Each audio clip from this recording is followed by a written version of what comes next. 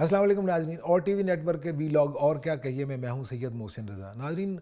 आज मैं आपसे दो बुनियादी जो पाकिस्तान की ज़िंदगी और मौत के मसाइल हैं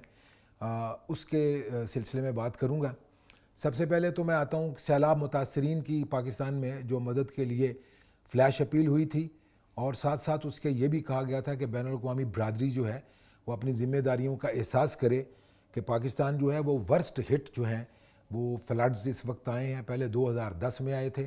उसका मैग्नीट्यूड भी बहुत ज़्यादा था, तबाही भी बहुत ज़्यादा हुई थी। लेकिन इस बार जो 12 बरस के बाद पाकिस्तान में इस वक्त हम सैलाब से मुतासर हुए हैं, तो कोई चीज़ ऐसी नहीं है पाकिस्तान की जो बच गई हो। इस हवाले से बैनुल-अक़वामी बरादरी को अपनी ज़िम्मेदारियाँ जो पूरी करनी चाहिए, उस सिलसिले में दो डेवलपमेंट्स हुई हैं जो मैं उनका ज़िक्र करना ज़रूरी महसूस करता हूँ। सबसे पहले तो शहबाज शरीफ पाकिस्तान के प्राइम मिनिस्टर जो हैं, उन्होंने शंघाई ताउन तंजीम के जो हेड्स ऑफ स्टेट्स की कौंसिल मीटिंग हुई है समरकंद में, उसमें उन्होंने शिरकत की है। उस मीटिंग में साइड लाइन्स पे प्राइम मिनिस्टर शहबाज शरीफ साहब की जो मुलाकातें हुई हैं उनका भी बड़ा शोरा है, बड़ा चर्चा है कि उन्होंने रूस के सदर पुतिन से भी मुलाकात की है। फिर उनकी मुलाकात हुई है चीनी सदर से, दीगर जो वसी एशियाई रियासतें हैं उनके सदूर और सरबराहान ममलकत से उनकी मुलाकातें हुई हैं। लेकिन हर जगह पे पाकिस्तान का केस जो है सैलाब के हवाले से वो डिस्कस ज़रूर हुआ है। लेकिन जो उनकी ऑफिशियल स्पीच है शहबाज शरीफ साहब की, उसमें उन्होंने दो चीज़ें बुनियादी तौर पर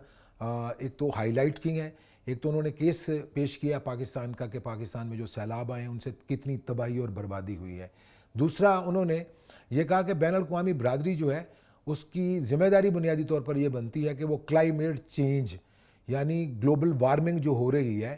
उसका मुस्तकिल बंदोबस्त करे, और जो लोग ज़्यादा इंडस्ट्रियल वेस्ट निकालते हैं, फॉसिल फ्यूल सबसे ज़्यादा इस्तेमाल करते हैं, एक तो उनको चाहिए कि वो उसमें कमी या मुतबादल एनर्जी इस्तेमाल की जो सोर्सेज हैं उन पर वो शिफ्ट करें अपने आप को, क्योंकि यह मामला सिर्फ पाकिस्तान में आने वाले सैलाबों तक महदूद नहीं रहेगा, पूरी दुनिया इससे मुतासर होगी। और जो क्लाइमेट चेंज 10-15 बरस पहले एक थ्रेट समझी जा रही थी, या उसको एक थ्योरेटिकल फ्रेमवर्क में ये समझा जाता था कि शायद इसका इम्पैक्ट आएगा या नहीं आएगा, वो इम्पैक्ट आना शुरू हो गया है। तो पाकिस्तान में इस बरस जो सैलाब आए हैं उनका मैग्नीट्यूड, उस पर भी मैं बात करूँगा किसी और एंगल से। और दूसरा, उन्होंने बैनुल-अक़वामी बरादरी को ज़िम्मेदारी का एहसास दिलाते हुए उन्होंने SCO कंट्रीज़ जो हैं उन्होंने पाकिस्तान को सपोर्ट किया है, और सैलाब से मुतासर पाकिस्तानियों की मदद के हवाले से उसका भी उन्होंने शुक्रिया अदा किया। लेकिन इसके साथ साथ नाजरीन, उन्होंने कल दो चीज़ें और भी वहाँ पर डिस्कस की हैं। एक तो आज पाकिस्तानी सभी अखबारात में गुफ्तगू इस बात पे हुई है कि रूसी सदर के साथ जो शहबाज शरीफ साहब की मुलाकात हुई है उसमें रूसी सदर ने पाकिस्तान को दोबारा से गैस और ऑयल जो है उसकी डिस्काउंटेड प्राइस पे सप्लाई जो है उसका उन्होंने जिक्र किया कि पाकिस्तान के साथ ये मुआहदा किया जा सकता है, इसको मटीरियलाइज होना चाहिए। इस हवाले से एक पस मंज़र है, वो भी मैं आपसे शेयर करूँगा। लेकिन सैलाबों के हवाले से बैनुल-अक़वामी बरादरी को जो अपनी ज़िम्मेदारी पूरी करनी चाहिए, उसमें दूसरा एस्पेक्ट ये है कि पाकिस्तान की पीपल्स पार्टी के फाउंडर चेयरमैन जनाब जुल्फ़िकार अली भुट्टो शहीद, जो पाकिस्तान के 1971 से 77 तक जो थे वो प्राइम मिनिस्टर भी रहे, उनका पोता जुल्फ़िकार जूनियर, उसका जिक्र मैंने अपने पिछले एक वीलॉग में किया था कि सैलाब से मुतासरा लोगों की मदद के लिए हर जगह पे जुल्फ़िकार जूनियर हमें नज़र आता है। उसकी बहन Fatima Bhutto internationally renowned Pakistani column निगार हैं, दानश्वर समझी जाती हैं। उन्होंने अपनी ज़िम्मेदारी पूरी की है और दुनिया को याद दिलाया है कि दुनिया मुनाफ़िकत से बाहर निकले, और पाकिस्तान के जो इस वक्त सैलाब की सूरत हाल है और उससे पाकिस्तान का जो नुकसान हुआ है इस पर मुहित उन्होंने एक आर्टिकल है गार्डियन अखबार में लिखा है, उसके कुछ मंदरजात हैं जो मैं आपसे शेयर करना चाहता हूँ। फ़ातिमा भुट्टो लिखती हैं कि दुनिया ने पाकिस्तान में सैलाब से मुतासरा जो लोग हैं उनको भुला दिया, उनकी तरफ उनकी तवज्जो नहीं है। ख़ास तौर पर उन्होंने मगरबी यूरोप और मगरब के दीगर ममालिक के साथ साथ अमेरिका और उसके तमाम जो स्टेक होल्डर्स हैं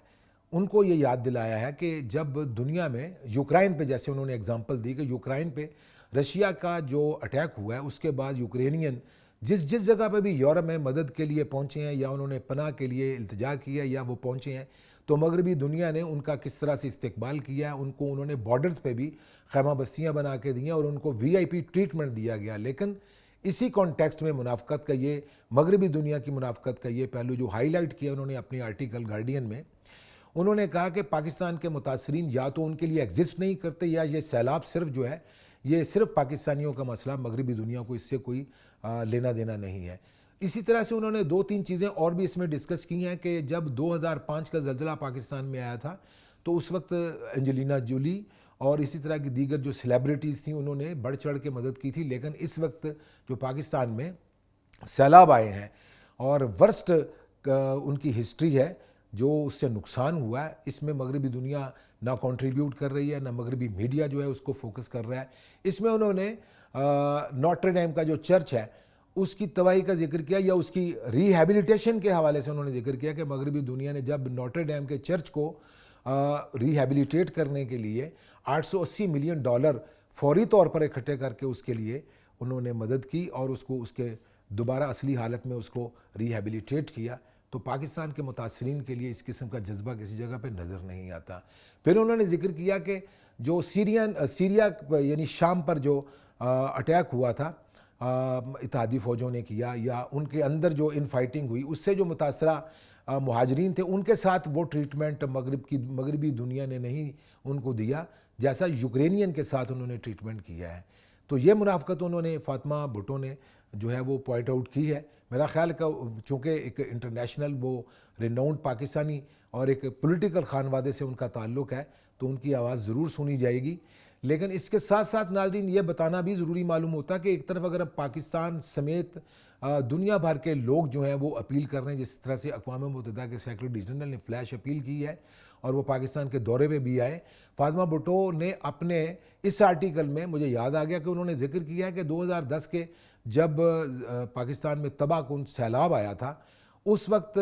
پاکستان کے دریاؤں میں 4 لاکھ کیوسک کا سب سے بڑا ریلا گزرا تھا. لیکن اس بار 7 لاکھ اندیشہ ہے کہ سندھ کے دریا اور باقی دریاؤں میں اور سیلاب میں جو میکسیمم پانی کا آؤٹ فلو ہے، ان فلو اور آؤٹ فلو، وہ 7 لاکھ کیوسک تک پہنچ سکتا ہے. تو انہوں نے کہا کہ 2010 کے سیلابوں میں اس وقت کے اقوام متحدہ کے سیکرٹری جنرل بان کی مون آئے تھے تو انہوں نے بڑی تشویش کا اظہار کیا تھا. اس وقت جب کہ یہ تباہی اتنے بڑے پیمانے پہ آئی ہے کہ پاکستان کے 5 کروڑ سے زیادہ لوگ متاثر ہوئے ہیں، ہزاروں لوگ جو ہیں وہ مارے گئے ہیں، جس میں 450-500 بچے بھی ہیں، لوگوں کے گھر نہیں رہے، اور آنے والے دنوں میں پاکستان کو غذائی قلت کا تو سامنا کرنا ہی پڑے گا، لیکن جو بیماریاں اس کے بعد آئیں گی اس کے لیے پاکستان کی تیاری نہیں ہے. یہ بھی اس آرٹیکل میں انہوں نے گارڈین میں لکھا ہے کہ دنیا کو اپنی جو ذمہ داریاں وہ پوری کرنی چاہیے. ناظرین میں بتاتا چلوں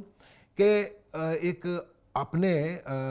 ہاؤس کو بھی کہتے ہیں ان آرڈر رکھنا چاہیے. ہمیں سوچنا پڑے گا کہ پاکستان میں بدترین درجے کے ہسٹری کی بدترین شکل جو اس وقت ہمیں نظر آ رہی ہے سیلابوں کے بعد، اس میں پاکستان کے پر یقین کرنے کے لیے دنیا تیار کیوں نہیں ہو رہی؟ یا پاکستان کے اندر بعض حلقے اگر دنیا کو یہ پیغام دیں کہ ان کی مدد نہ کی جائے، یعنی پاکستانی حکومت کی مدد نہ کی جائے، یا اس قسم کی رپورٹس بیرونی دنیا میں پہنچائی جائیں کہ پاکستان میں جو متاثرین چاہے زلزلے کے ہوں یا سیلاب کے ہوں ان تک پہنچنے والی امداد جو دنیا کرتی ہے وہ ان تک نہیں پہنچتی، تو اس کا امپیکٹ جو جاتا ہے. میرا خیال یہ امپورٹنٹ بات ہے